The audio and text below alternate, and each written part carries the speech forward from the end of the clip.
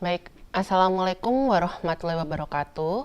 Selamat selamat siang menjelang sore kepada seluruh sejawat di seluruh Indonesia yang telah bergabung pada hari kedua dan sesi kedua dari series workshop on heart failure and cardiometabolic diisi sebagai rangkaian daripada acara Inner Heart Failure ke-6 pada era pandemi ini. Nah, saya sangat appreciate kepada teman sejawat sekalian yang telah meluangkan waktu untuk bergabung bersama kami, dan tentu kita akan membahas topik-topik yang sebenarnya sehari-hari sudah kita temui dan tidak asing lagi. Untuk sesi kedua ini itu akan terdiri dari dua hal.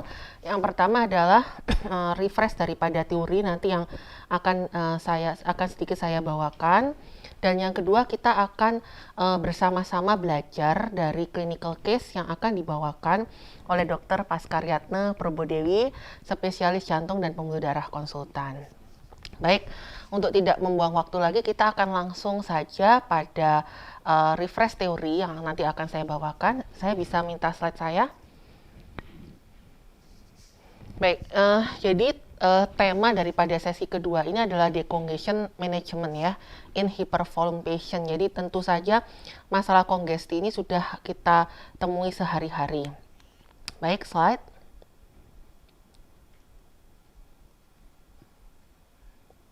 Baik.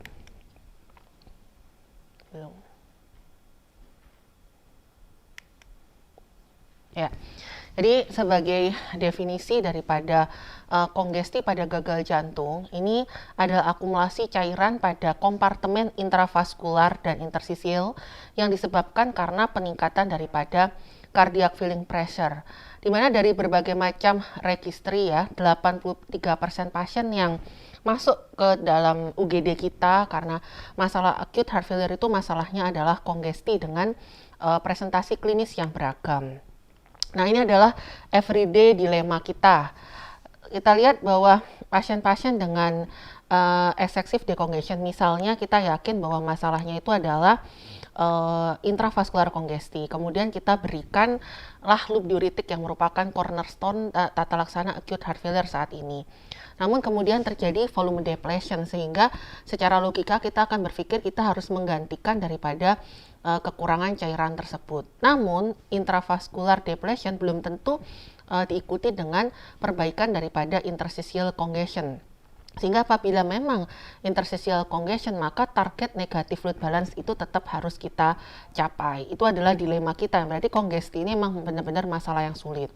Sejawat sekalian bisa melihat di layar. Jadi peningkatan LVEDP dengan tanda dan gejala gagal jantung itulah yang disebut dengan clinical congestion. Sedangkan peningkatan LVEDP tanpa adanya tanda dan gejala gagal jantung itu yang disebut dengan hemodynamic congestion, dan hemodynamic congestion ini bisa mendahului clinical congestion kira-kira bisa dalam beberapa hari ataupun sampai beberapa minggu. Nah, hemodynamic congestion ini jika dibiarkan dia akan menyebabkan hiperaktivasi daripada sistem neurohumoral dan menyebabkan kerusakan daripada miokard lebih lanjut. Kita sudah setuju bersama bahwa congestion itu akan menyebabkan multi organ dysfunction. Sejawat lihat pada grafik yang sebelah kanan, semakin tinggi CVP maka semakin besar risiko untuk terjadi worsening renal function. Saya mengambil sedikit dari Everest Trial tentang residual kongesti. Jadi residual kongesti ini adalah merupakan masalah atau kebutuhan terbesar dalam tata laksana pasien-pasien dengan gagal jantung yang belum kita berhasil tangani. Mungkin sejawat bisa lihat, ternyata pada pasien-pasien dengan composite congestion score yang 1 dan 2 yang saya tunjuk di layar itu, ternyata walaupun skornya adalah 1 dan 2 mempunyai kumulatif event rate yang jauh berbeda dengan pasien-pasien dengan composite clinical congestion score yang 0. Dan memang ternyata bahwa pada pasien-pasien yang terdapat residual kongesti dalam 7 hari itu berkaitan dengan peningkatan risiko untuk mortalitas dan rawat karena hospitalisasi ulang sebanyak 2 kali lipat. Nah, tapi ternyata menilai kongesti itu pun tidak mudah. Pemeriksaan fisik saja disebutkan mempunyai akurasi yang tidak terlalu tinggi, sekitar 60-70% untuk menilai LVEDP ini atau tekanan jantung kiri maupun kanan. Saya mensitasi dari jurnal di SC ya, dari Circulation yang mengakses dan menggrading derajat congestion pada pasien-pasien acute heart failure. Kita lihat pada tabel ini menunjukkan clinical score yang menggrade pasien-pasien congestion. Pada dasarnya dari semua studi ini, clinical congestion score itu biasanya melibatkan atau menggabungkan, mengkompositkan severitas dari peripheral odem, ortopne, dan peningkatan daripada JVP. Sedangkan teman sejawat tadi sudah ketahui bahwa ternyata pemeriksaan fisik saja tidak cukup untuk menilai derajat congestion pasien kita. Kapan sih kita harus mengakses where and when congestion itu harus diakses? Yang pertama ketika kita menerima pasien untuk mengetahui where do we stand, apakah pasiennya itu intravaskular kongesti yang dominan ataukah interstitial kongesti. Terus kemudian strategi pendekatan kita. Kemudian sehari-hari setelah kita merawat pasien, apakah strategi kita sudah tepat, dan tentu saja pre-discharge untuk menilai prognostik pasien. Ini saya ambil dari buku konsensus tata laksana cairan pada gagal jantung yang akan dirilis pada hari terakhir daripada seri webinar ini. Jadi ketika pasien itu akan discharge, pre-discharge, kita juga harus menilai derajat kongesti. Dan sejawat lihat ternyata kita tidak saja menggabungkan antara pemeriksaan fisik tetapi juga parameter dari 6-minute walk test di sini, NT-proBNP, dan kita menggabungkannya dengan pencitraan seperti melakukan LUS ya, lung ultrasound. Nah, tabel yang ini juga saya ambil dari buku yang sama. Ternyata pemeriksaan kongesti ini juga harus dilakukan pada setting rawat jalan. Apakah pasien kita itu termasuk status kongestinya ringan sedang sehingga tetap bisa rawat jalan, kita tinggal mengadjust diuretiknya, ataukah ternyata moderate, ternyata berat untuk status kongestinya sehingga perlu rawat inap. Dan tentu saja kita juga harus melihat apakah pasiennya itu naif diuretik atau tidak, apakah pasiennya punya masalah gagal ginjal atau tidak, karena itu akan menentukan dosis diuretik yang kita berikan. Nah, ini adalah intravaskular dan interstitial kongesti. Sejawat mungkin sudah semuanya ingat bahwa akumulasi cairan itu dimulai dari kompartemen intravaskular, di mana hal tersebut akan meningkatkan tekanan hidrostatik yang akan berakibat pada tisu kongesti. Rata-rata pasien yang datang ke kita itu merupakan mixed type antara intravaskular kongesti dan tisu kongesti. Pasien yang tipikal intravaskular kongesti datang dengan biasanya peningkatan mendadak dari tekanan darah, sehingga terdapat peningkatan tekanan juga pada sistemik dan pulmonal, dan rata-rata pada pasien ini merespon dengan baik terhadap pemberian vasodilator. Nah, kemudian kalau yang predominan tisu kongesti itu terjadi peningkatan yang gradual pada cardiac filling pressure. Ya, sehingga akan terjadi odema pada jaringan yang slowly but progressive. Nah, pemberian loop diuretik itu bisa merubah tipikal daripada kongesti ini. Dengan penggunaan loop diuretik, mungkin intravaskular kongesti bisa tertangani, namun belum tentu untuk interstitial kongestinya.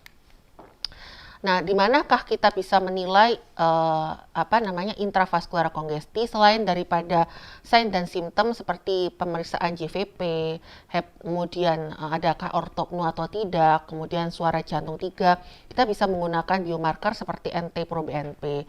Namun gold standarnya adalah melakukan right heart catheterization untuk menilai RA pressure dan LVEDP. Namun memang tentu saja hal tersebut tidaklah mudah untuk dilaksanakan sehari-hari. Nah, untuk penilaian daripada tisu kongesti ini, selain klinis, kita bisa menggunakan biomarker. Nah, ini yang cukup baru dan mungkin membuka future perspektif untuk penelitian, yaitu salah satunya adalah biological adrenomedulin. Jadi bio-ADM ini dia sifatnya adalah protektif ya pada atau barrier endothel. Jadi apabila ada masalah pada barrier ini akan terjadi vascular leakage. Selain itu juga yang disitasi dari beberapa jurnal adalah soluble CD146 dalam menilai tisu kongesti. Jadi soluble CD146 ini dia muncul sebagai respon shear stress pada dinding vena, dan disebutkan bahwa soluble CD146 ini mempunyai korelasi yang cukup kuat dengan tisu kongesti. Nah, jadi treatment congestion kita sudah masuk pada treatment congestion itu adalah meningkatkan natriuresis dan mengusahakan untuk terjadinya redistribusi cairan. Jadi kita benar-benar harus teliti dalam melihat apakah pasien kita itu masalahnya adalah dominan intravaskular kongestika atau interstitial kongesti. Nah, namun yang perlu kita ingat bahwa natriuresis yang disebabkan oleh pemberian loop diuretik itu disebabkan karena free water yang keluar mengikuti elektrolit yang juga keluar. Nah, dalam kondisi seperti ini, kadang-kadang osmolalitas plasma menjadi menurun, sehingga pada setting ini kadang-kadang juga mencegah redistribusi cairan dari interstisial ke intravaskular. Nah, saya mengutip juga pendekatan pemakaian diuretik pada pasien-pasien gagal jantung dengan kongesti. Ini adalah position paper dari SC tahun 2019.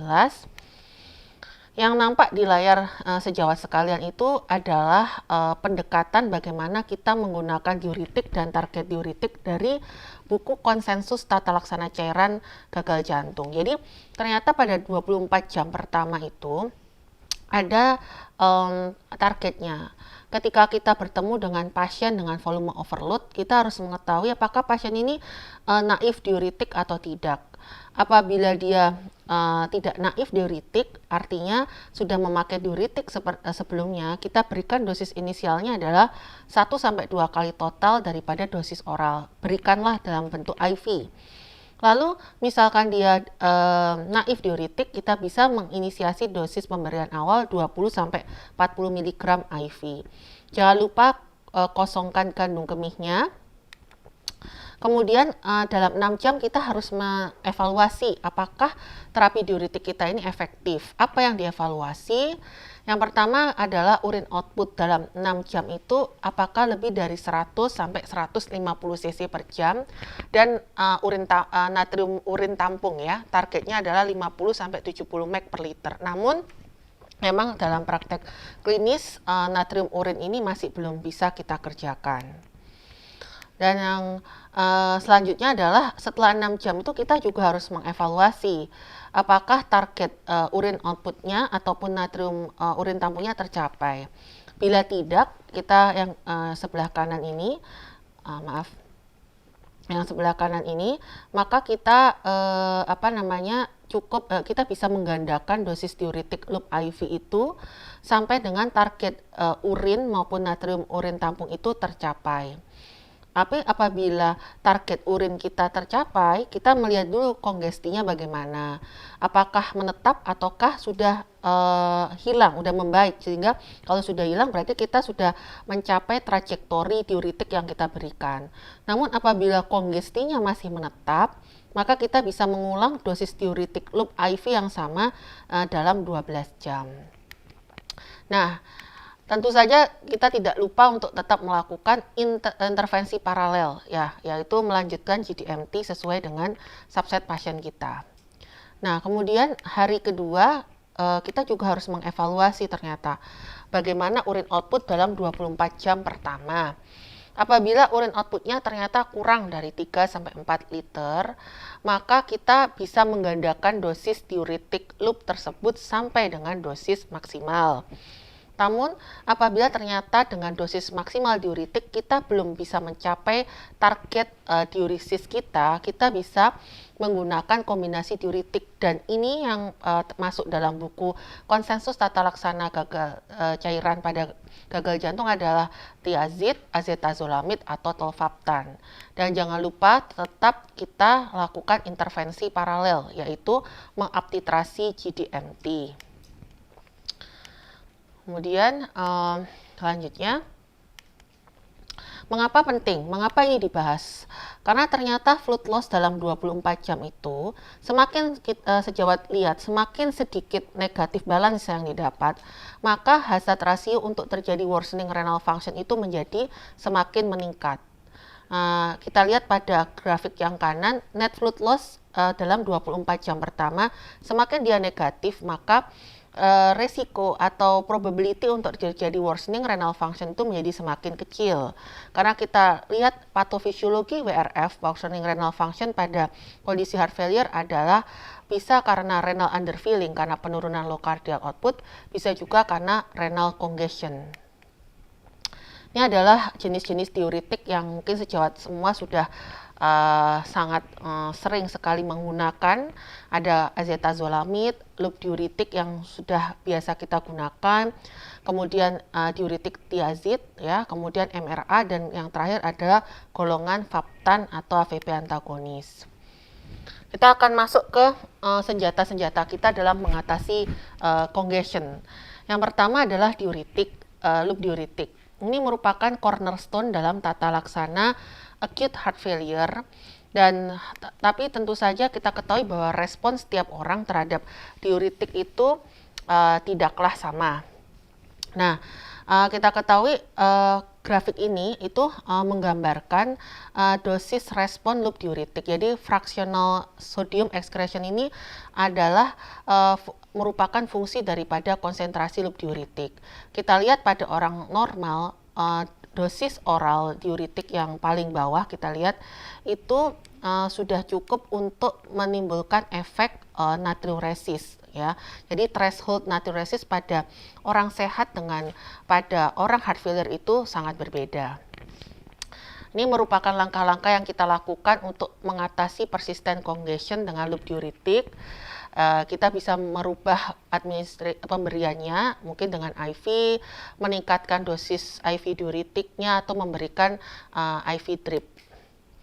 Kita juga mengetahui bahwa pemberian loop diuretik sejawat itu mempunyai beberapa efek samping, misalnya gangguan elektrolit, renal dysfunction, maupun aktivasi daripada neurohumoral, karena pemberian loop diuretik ini akan mengaktifasi daripada makula densa, muncul renin, dan akhirnya akan terjadi aktivasi daripada neurohumoral. Ini adalah thiazid, ya. Thiazid ini dia merupakan sodium chloride cotransporter blocker. Jadi dia memang tidak dianjurkan untuk diberikan pada pasien-pasien dengan hiponatremik hipotonik. Umumnya dia diberikan pada pemakaian loop diuretik jangka panjang karena dia bisa mencegah post diuretic sodium retention. Karena thiazid ini mempunyai taste tengah yang lebih panjang daripada loop diuretik biasa. Kemudian yang selanjutnya adalah azetazolamid. Mungkin obat ini populernya sekitar tahun 1950-an, ya. Jadi dia merupakan carbonic anhydrase inhibitor, dan pada beberapa studi menunjukkan bahwa penambahan azetazolamid plus loop diuretik dibandingkan loop diuretik saja dia memang meningkatkan natriuresis. Lalu selanjutnya adalah MRA. Kalau MRA ini dia pada kasus-kasus HFrEF sudah tidak diragukan lagi efeknya karena memang salah satu daripada disease modifying drug. Tapi kita sama-sama belajar dari studi Athena Heart Failure bahwa MRA atau spironolactone 100 mg versus spironolactone 25 mg itu dia tidak superior dalam hal diuresis, kemudian dekongesti maupun penurunan NT-proBNP. Setelah itu dopamin renal dose. Senjata kita memang banyak ya untuk mengatasi dekongestion ini. Nah, dopamin renal dose dosis yang ditulis di dalam citasi adalah 0,5 sampai 2,5 mikro per kilo per menit. Jadi dia meningkatkan perfusi ke ginjal independen terhadap cardiac output. Pada studi DID-ESF2 disebutkan pada kasus-kasus acute heart failure itu dia tidak terlalu memperbaiki respon diuresis, tetapi pada kasus resistensi diuretik dia mempunyai limited additive value. Nah, selanjutnya adalah obat yang selanjutnya adalah AVP antagonis. Jadi kita ketahui pada pasien-pasien heart failure ya, gagal jantung itu selain terjadi aktivasi daripada sistem simpatis, kemudian peningkatan daripada sekresi renin, tapi juga terjadi peningkatan yang inappropriate terhadap hormon vasopresin. Nah, jadi AVP antagonis ini dia mencegah perlekatan antara hormon ADP dan hormon AVP pada reseptor vasopresin 2 sehingga tidak akan terbentuk aquaporin. Jika terbentuk aquaporin, maka akan terjadi reabsorpsi cairan atau air. Nah, efek unik daripada AVP antagonis ini adalah walaupun terjadi aquaresis yang masif, namun efek terhadap hemodinamiknya itu tidak terlalu banyak. Mengapa? Karena yang keluar adalah elektrolit free water, sehingga dalam kondisi seperti ini osmolalitas plasma itu akan naik sehingga bisa menarik cairan dari interstisial ke intravaskular. Oleh sebab itu pada praktek klinik kadangkala jika kita menemukan pasien-pasien dengan penggunaan loop diuretik lama, dengan tensi yang rendah mungkin, kemudian masalah yang dominan adalah interstisial kongesti, saya suka menggabungkan AVP antagonis ini dengan loop diuretik lebih dini untuk mencapai aquaresis yang yang lebih cepat sehingga target dekongesti ini menjadi lebih cepat tercapai. Pada beberapa studi meta-analisis ini tampak bahwa penambahan loop diuretik terhadap AVP antagonis terhadap loop diuretik ini akan mempercepat perbaikan daripada kondisi sesak dan memperpendek juga untuk loss-nya.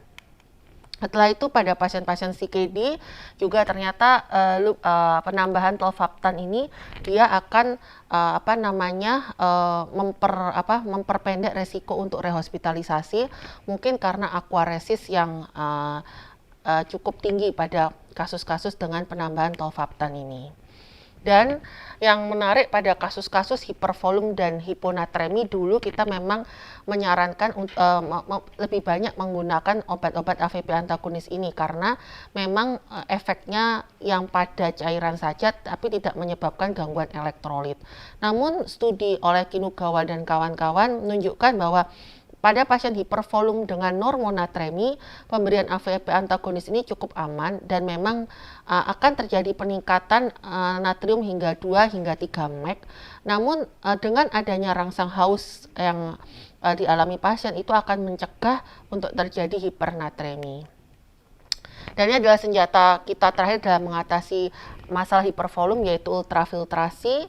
Kita sudah lihat dari berbagai macam trial, namun dari CARES Heart Failure Trial itu dikatakan bahwa step pharmacological terapi itu lebih baik dibandingkan ultrafiltrasi dalam hal menjaga fungsi ginjal. Dan dari SC 2016 memang ultrafiltrasi ini tidak terbukti lebih baik sebagai terapi lini pertama pada pasien dengan gagal jantung akut. Namun ultrafiltrasi ini bisa dipikirkan untuk pasien-pasien dengan refractory congestion dengan rekomendasi 2B. Baik, sebagai conclusion daripada presentasi saya adalah bahwa congestion ini memang masalah di diagnosis, masalah di residual congestion apalagi karena dia meningkatkan risiko kematian dan perawatan berulang karena gagal jantung. Dan yang terakhir, banyak sekali pilihan kita untuk tata laksana decongestion, kita harus menggunakan secara bijak dan disesuaikan dengan pasien kita masing-masing. Terima kasih. Wassalamualaikum warahmatullahi wabarakatuh. Baik, kita akan langsung pada pembicara kedua. Nah, kita akan belajar clinical case nih.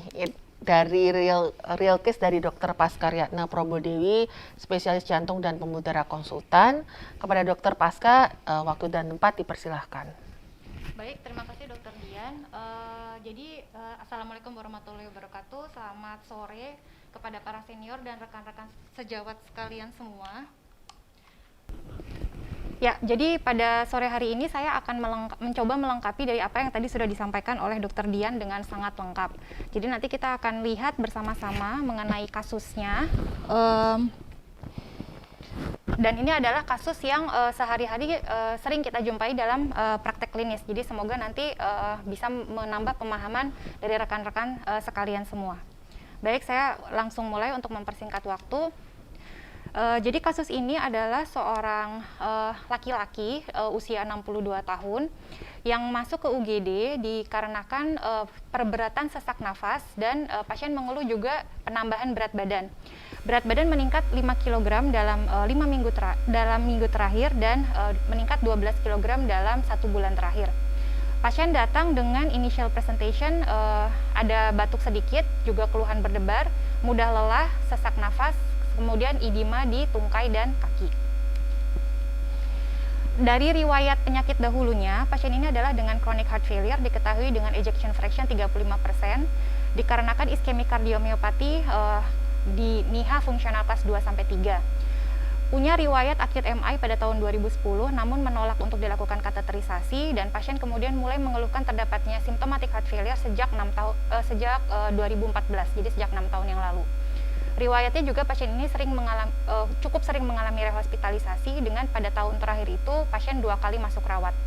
Dan obat-obatan yang dikonsumsi oleh pasien itu adalah dengan furosemide 2 kali 40 mg, carvedilol 2 kali 12,5, valsartan 2 kali 160, spironolakton 1 kali 25 mg, dan basal insulin. Faktor risiko pasien ini adalah punya riwayat diabetes mellitus, hipertensi, dan riwayat merokok. Kemudian dalam beberapa tahun terakhir, pasien juga diketahui sudah mengalami kidney dysfunction dengan fungsi kreatinin 1,8 atau creatinine clearance-nya di bawah 60. Jadi sudah masuk CKD stage 3.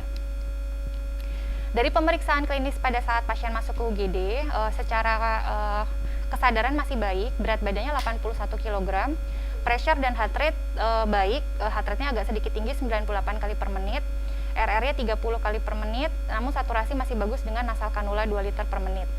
Yang tampak jelas di sini adalah dengan adanya peningkatan JVP dan kemudian terdengar suara sistolik murmur di apex. Ada rongki namun basal, namun terdengar hanya minimal di basal. Yang dominan di sini adalah asites hepatomegali serta kemudian bilateral pitting edema sampai ke paha. Kemudian untuk ekstremitasnya sendiri masih teraba hangat.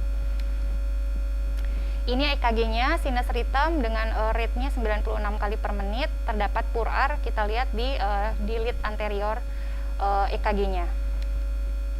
Kemudian dari ronsen toraks kita bisa melihat bahwa terdapat kardiomegali dengan tanda-tanda kongesti interalveolar.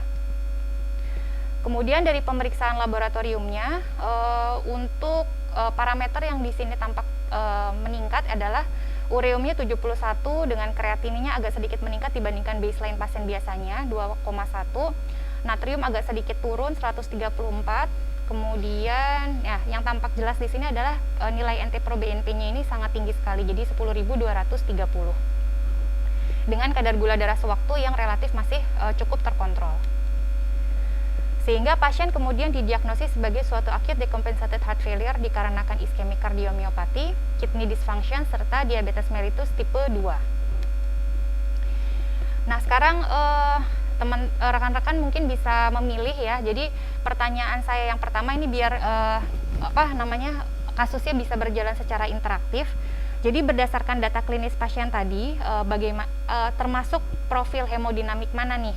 Ini pasti teman-teman sejawat udah pada pintar-pintar. Jadi apakah A dry and warm, B wet and warm, C dry and cold, atau D wet and cold?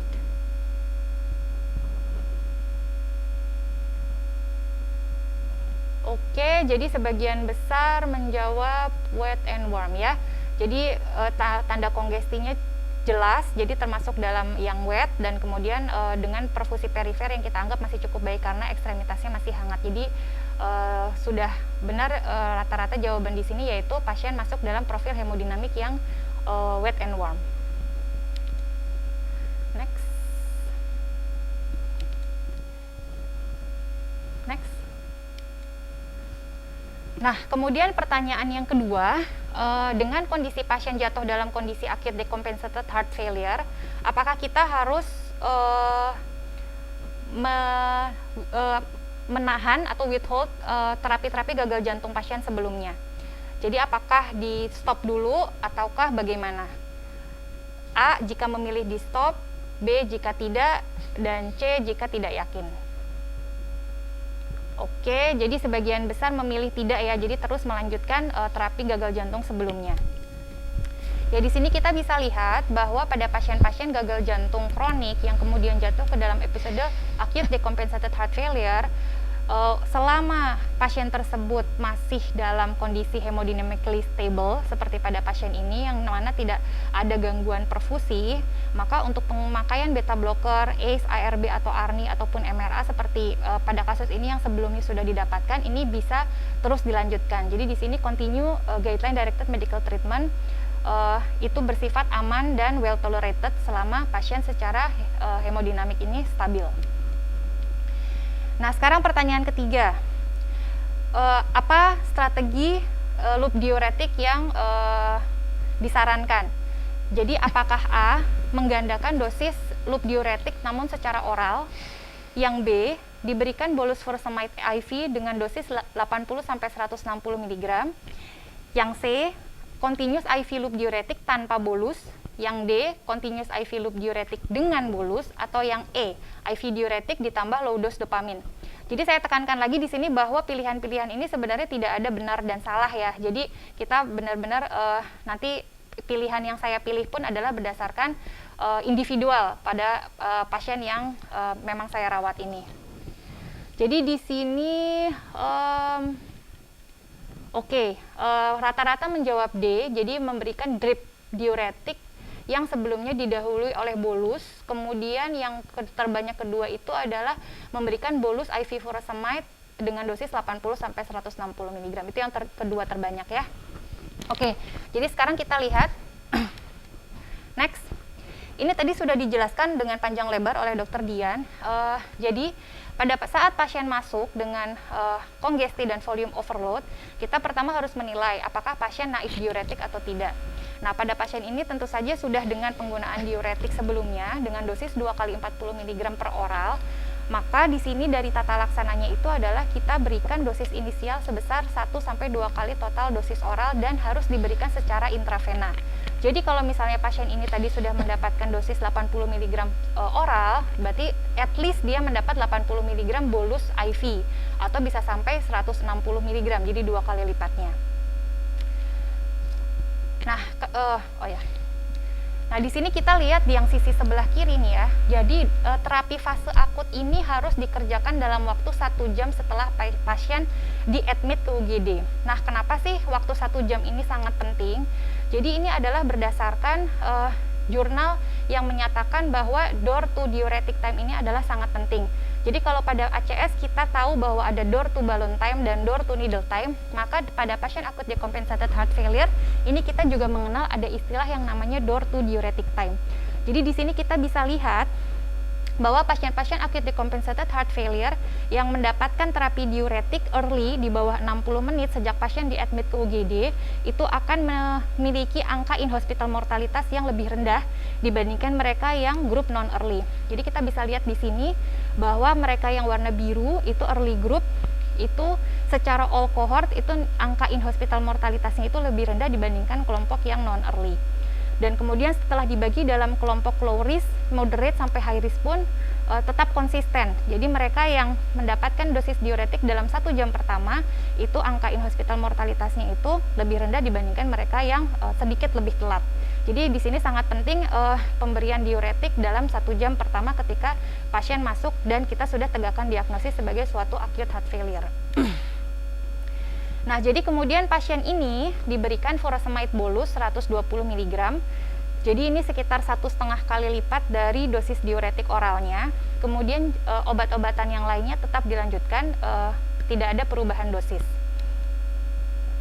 Nah, sekarang pertanyaan selanjutnya, pasien mengalami kongesti, sudah mendapatkan diuretik, kapan dan bagaimana mengevaluasinya?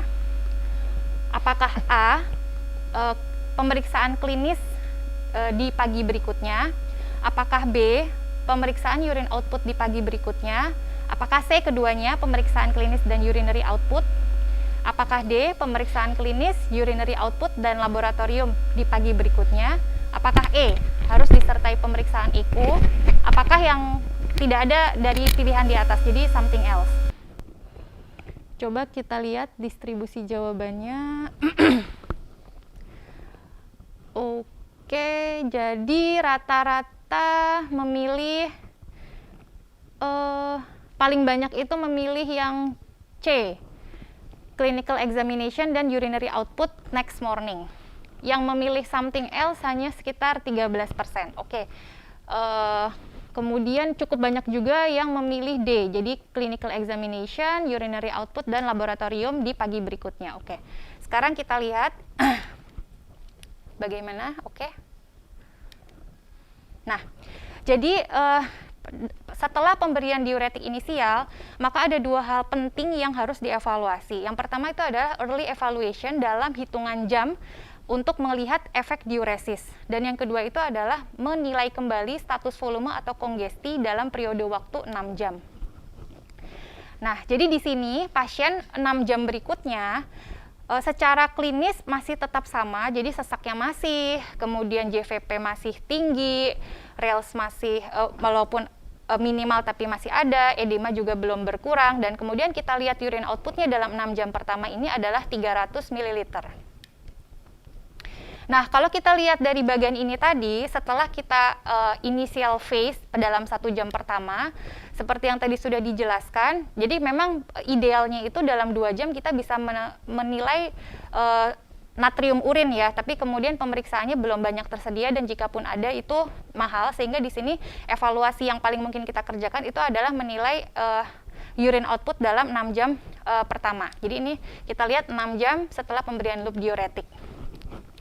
Nah, kemudian kita lihat pada pasien ini kalau dalam 6 jam keluarnya 300 cc itu berarti respon diuresis terhadap pemberian dosis diuretik awal itu kita anggap insufisien atau kurang karena tidak mencapai target, di mana targetnya itu adalah 100 sampai 150 cc per jam.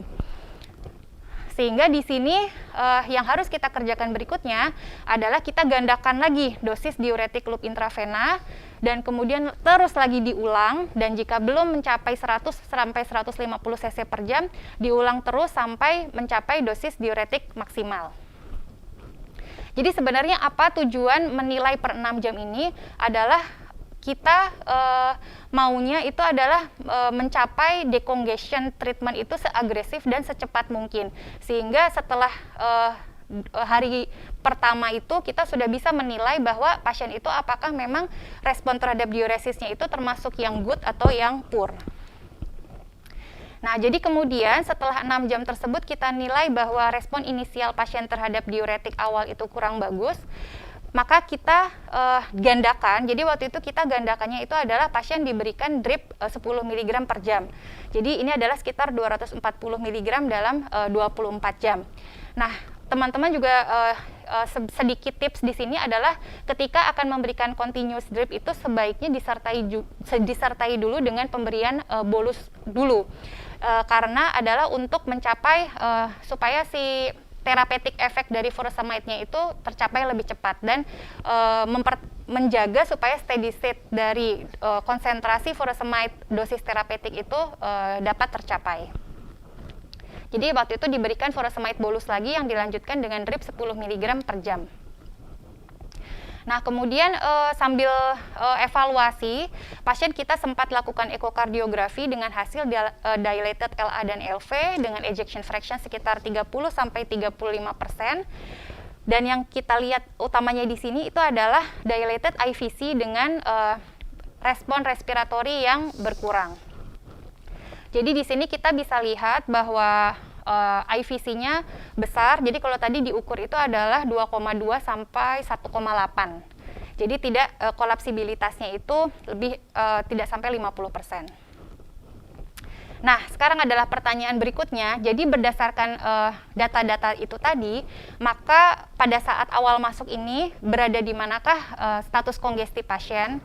Apakah A. no congestion, B. mild congestion, C. moderate congestion, ataukah D. severe congestion? Ini saya rasa cukup mudah ya. Harusnya sih benar semua.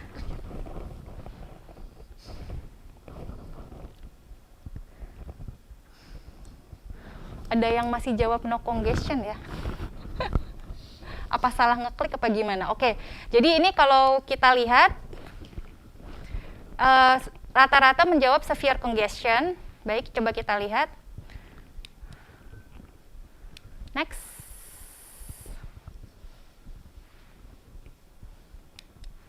Ya. Jadi ini sebenarnya penilaian derajat kongesti kalau di buku panduannya itu disarankan sebelum pulang. Namun kita bisa menilai itu sebenarnya dari awal masuk karena untuk membandingkan nih ketika pada saat pasien masuk, kemudian selama dalam perawatan dan sebelum discharge apakah status congestionnya itu mengalami perbaikan. Dan kemudian kalau kita lihat di sini pasien dengan pitting edema sampai ke paha, dan ini kalau kita belajar dulu di S1 itu derajat edema dari +1 sampai +4. Jadi kalau +4 itu adalah ketika ditekan dalamnya sampai lebih dari 8 mm dan kemudian kembalinya reboundnya itu lama, bisa sampai lebih dari 30 detik.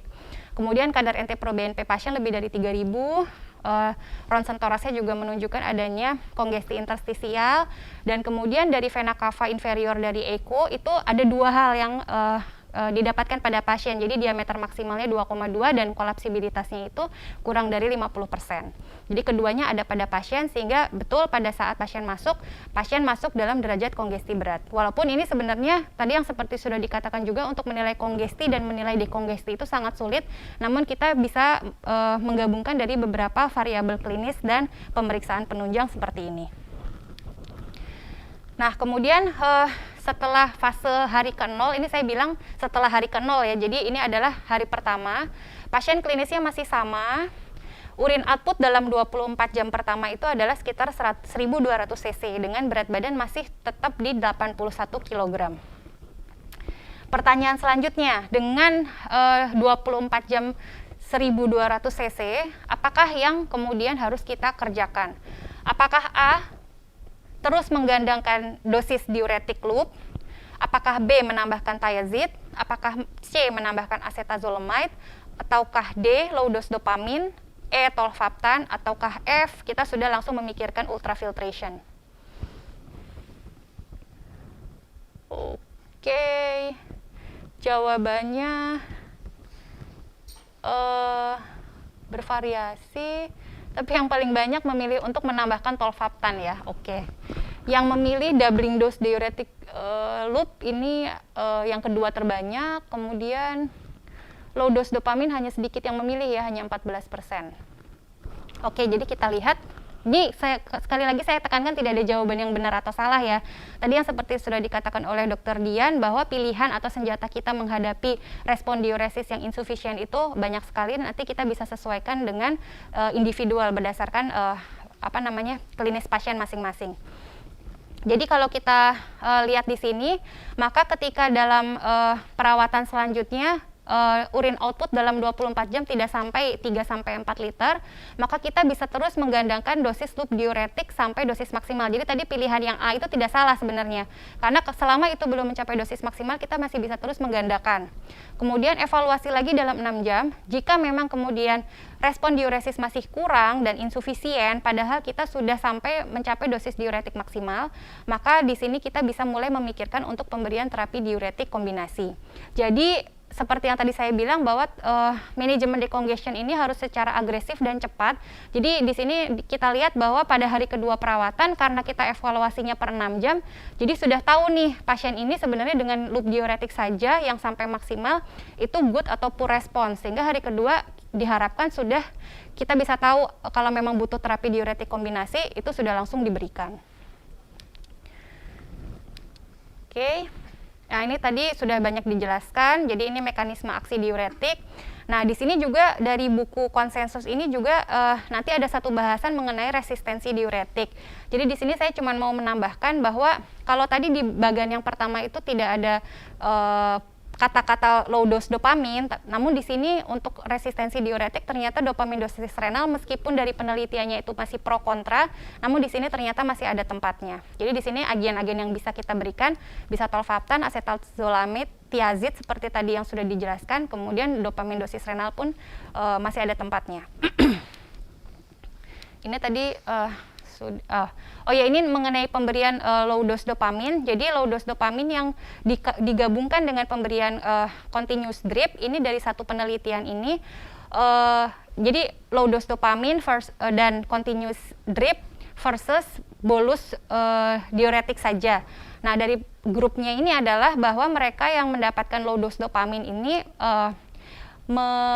ternyata pada saat discharge itu nilai eGFR-nya lebih baik dibandingkan mereka yang tidak dengan low dose dopamin. Kemudian kreatininnya juga lebih rendah. Ini yang biru ini yang adalah dengan low dose dopamin. Kemudian dari BNP-nya juga lebih bagus dibandingkan mereka yang hanya dengan bolus diuretik. Jadi di sini kalau dari penelitian ini masih ada tempatnya untuk pemberian low dose dopamin yang di-combine dengan continuous drip diuretik.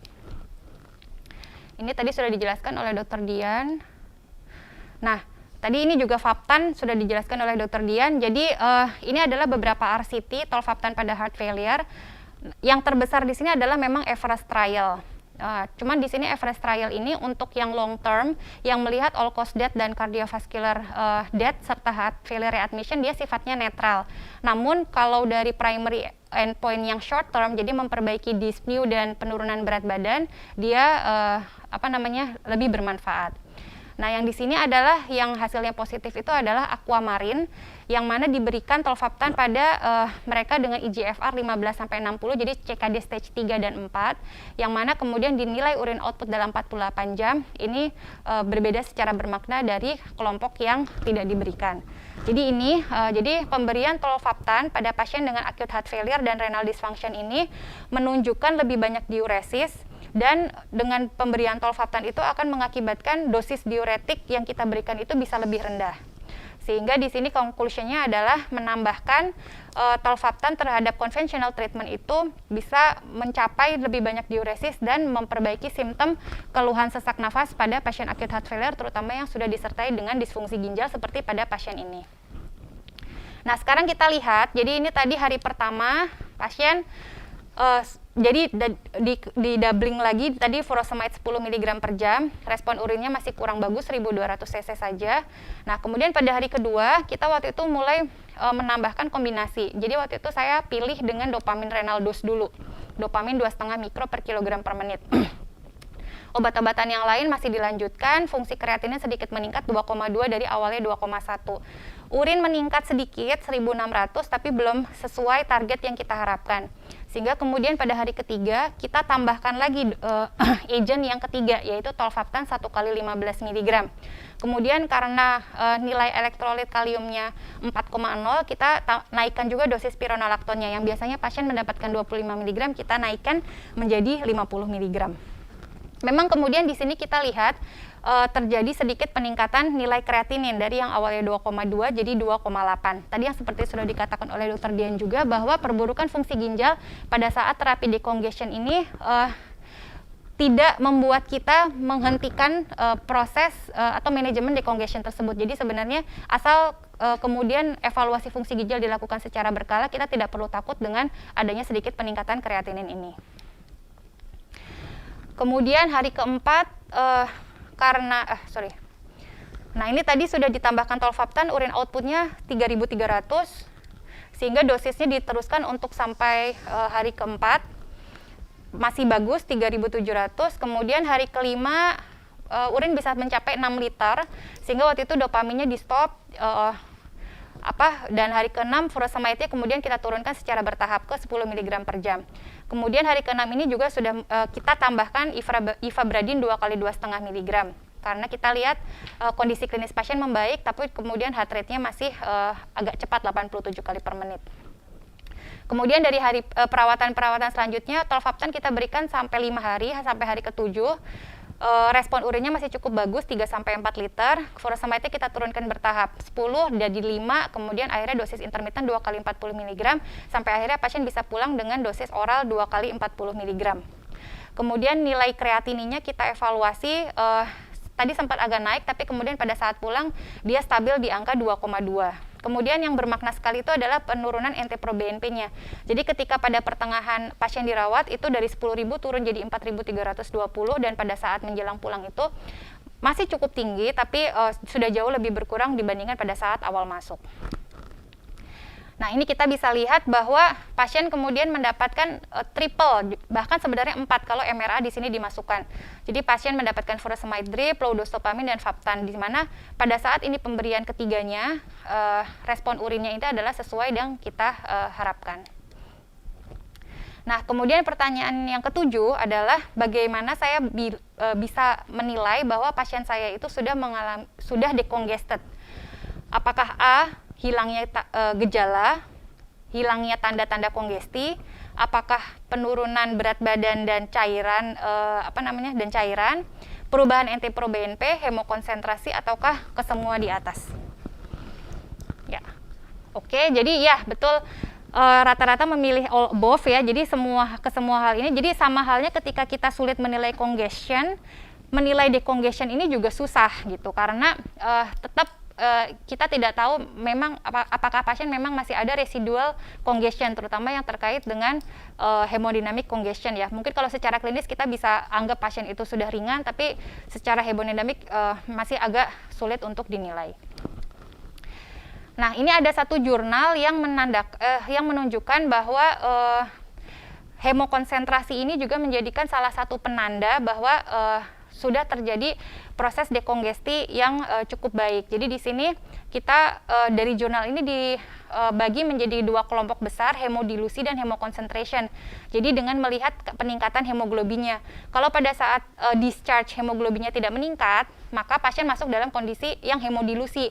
Jadi kalau hemodilusi ini dianggap respon diuretiknya ini belum adekuat. Sementara kemudian kalau hemoglobin pada saat discharge itu naik, maka dimasukkan dalam kelompok yang hemokonsentrasi. Yang mana kelompok hemodilusi dan hemokonsentrasi ini sendiri kemudian dibagi lagi menjadi ekstrim dan modest. Kalau yang kelompok hemokonsentrasi dengan peningkatan HB lebih dari 0,8 itu masuk dalam kriteria ekstrim hemokonsentrasi. Nah, ini kita juga harus hati-hati karena berarti diuresis yang kita jalankan itu bisa jadi terlalu agresif, jadi terlalu eksesif. Nah, di sini kita bisa lihat bahwa rasio bun dan kreatinin ini juga bisa kita bisa kita pakai untuk menilai mortalitas post discharge. Jadi di sini kita bisa lihat bahwa untuk total population itu mereka yang memiliki high bun per kreatinin rasio lebih tinggi itu akan memiliki mortalitas yang lebih jelek dibandingkan yang rendah. Tapi kemudian kalau dibagi menjadi 4 kelompok, maka kedua grafiknya itu sangat jelas terpisah pada mereka yang mengalami hemodilusi. Jadi kalau hemodilusi itu kita anggap bahwa proses decongestionnya itu belum berjalan secara optimal. Jadi mau bun kreatinin rasionya tinggi itu sangat beda angka survivalnya dibandingkan mereka yang rendah. Nah, memang idealnya itu kita mencapai yang hemokonsentrasi modest. Jadi jangan sampai ekstrim juga atau yang terlalu eksesif juga. Kalau di modest hemoconcentration ini bahwa rasio low dan high bun kreatinin ini adalah garisnya sama. Jadi tidak berbeda antara mereka yang kreatininnya kemudian tinggi ataupun yang rendah untuk angka mortalitasnya. Nah, kemudian yang juga harus kita perhatikan adalah worsening renal function tadi. Nah, jadi dulunya worsening renal function ini dikaitkan dengan worst outcome dan kita jadi ragu-ragu nih ketika kemudian terjadi perburukan fungsi ginjal, kita jadi khawatir bahwa proses dekongesti yang kita lakukan itu terlalu berlebihan atau terlalu agresif. Namun di sini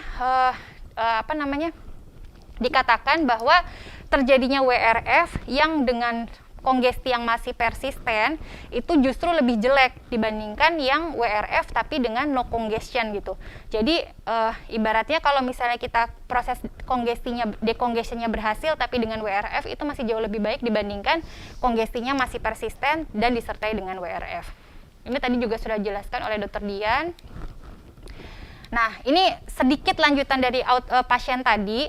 Jadi setelah pasien pulang, 2 bulan setelahnya, jadi pasien cukup stabil waktu itu dalam beberapa minggu kontrol, tapi kemudian dalam waktu 2 bulan, itu pasien kembali mengalami peningkatan berat badan, 68 kg.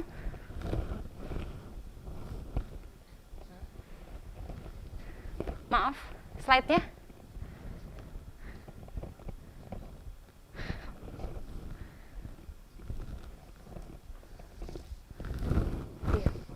Ini slide-nya. Ya. Kemudian asitesnya timbul lagi, pasien jatuh ke dalam kondisi NIHA fungsional kelas 3. Nah, karena waktu itu secara klinis tidak terlalu maksudnya kongestinya masih termasuk kongesti sedang, sehingga waktu itu terapinya adalah diberikan ekstra furosemide 120 mg, kemudian dosis oralnya kita naikkan. Jadi 3 tablet sehari, 2 tablet, 1 tablet 2 tablet pagi dan 1 tablet malam. Kemudian obat-obatannya yang lain dilanjutkan, ivabradin sudah bisa kita naikkan sampai 2 kali 5 mg. Nah, kemudian pasien cukup stabil, tapi kemudian dalam 5 bulan makin bertambah banyak kenaikan berat badannya, asitesnya bertambah lagi, lipidemanya ada lagi, dan pasien jatuh ke dalam NIHA fungsional kelas 4 dengan peningkatan nilai ureum dan kreatinin. Di sini kemudian natriumnya kita lihat normal 140 dengan kaliumnya 4, sehingga kemudian pasien kita putuskan untuk dirawat. Ini saya hanya ingin menunjukkan bahwa ketika pasien yang kedua kali dirawat ini, kita dengan pasien yang rehospitalisasi berulang, kemudian juga sudah dengan riwayat penggunaan diuretik tinggi, ini bagaimana tata laksananya. Nah, jadi kalau kita lihat di sini, pada saat rawat jalan dan kita melihat kongestinya berat, maka kita tata laksana rawat inap, jadi memang pasien harus dimasukkan ke dalam ruang perawatan. Nah, strategi yang berbeda pada saat yang perawatan kedua, ini jadi sama, waktu itu hari pertama respon urinnya sebenarnya masih udah cukup lumayan, 2400 dengan furosemide drip 20 mg. Jadi tadi dari bolus langsung dilanjutkan drip 6 jam nggak tercapai, langsung dinaik-naikin sampai ke 20 mg per jam. Kemudian sama masuk dopamin renal dose juga. Kemudian kemudian hari kedua karena pertimbangan pasien ini sudah dengan rehospitalisasi berulang, maka waktu itu kita coba mengganti ARB-nya menjadi golongan ARNI. Jadi waktu itu valsartan 2 kali 160, kita switch ke Uperio 2 kali 100 mg. Dan kemudian karena natriumnya normal cenderung tinggi, maka waktu itu pilihan kita untuk terapi kombinasinya itu adalah dengan HCT 1 kali 50 mg. Dengan pemberian furosemide, dopamin, dan HCT, respon urinnya cukup bagus, 3.600, kemudian berat badannya mengalami penurunan signifikan, kemudian hari ketiga dan hari keempat juga respon urinnya bagus, dan kemudian sampai akhirnya pada hari kelima, furosemide dripnya bisa kita turunkan bertahap sampai menjadi intermittent. Kemudian kita dilihat di sini bahwa kadar NT-proBNP pada saat masuk 8.000 juga bisa turun sampai 1.280. Nah, perawatan yang kedua ini pasien mendapatkan triple terapinya itu adalah furosemide, low dose dopamin, dan thiazide. Dan kemudian pasien bisa pulang pada hari ke-6.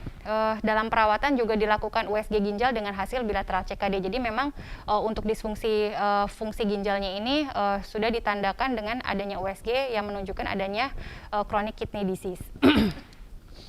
Pasien pulang dengan furosemide 2 kali 40 mg oral, Uperio 2 kali 100 mg, carvedilol, spironolactone, ivabradin, HCT 1 kali 50 mg. Nah, jadi sebagai kesimpulan, ini adalah seorang laki-laki 62 tahun yang membaik kongestinya dengan combination diuretic agent. Jadi 2 hal yang perlu dievaluasi itu adalah early evaluation dalam hitungan jam, serta mengakses status volume dalam hitungan 6 jam. Dan kemudian bahwa worsening renal function itu bukan selalu menunjukkan penanda yang buruk. Yang paling penting di sini adalah mengevaluasi respon klinis dan perubahan nilai kreatinin.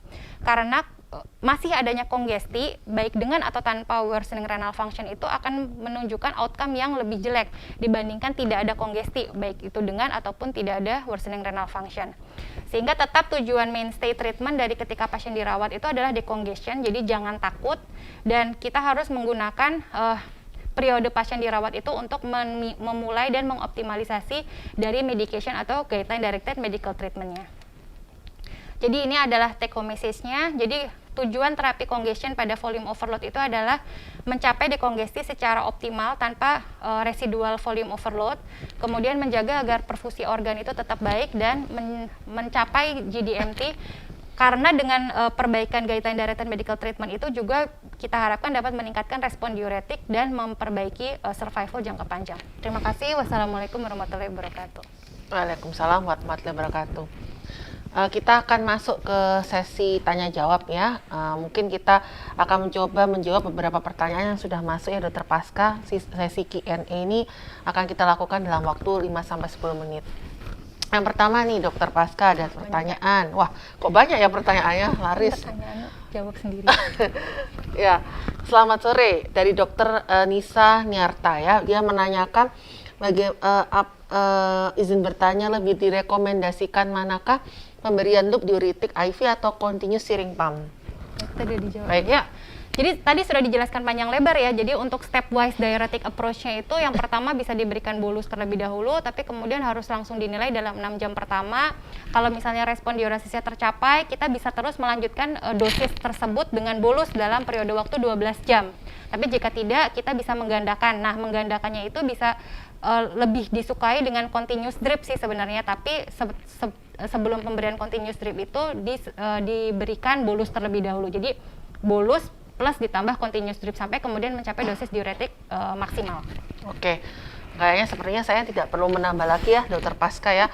Tapi tentu saja kita harus mengingat bagaimana background pasien kita. Ya. Kalau dia udah loop diuretik dosis tinggi sehari-harinya, mungkin supaya mencapai natriuresis threshold-nya kita harus langsung memberikan drip. Tapi tentu saja jangan lupa berikan dosis bolus.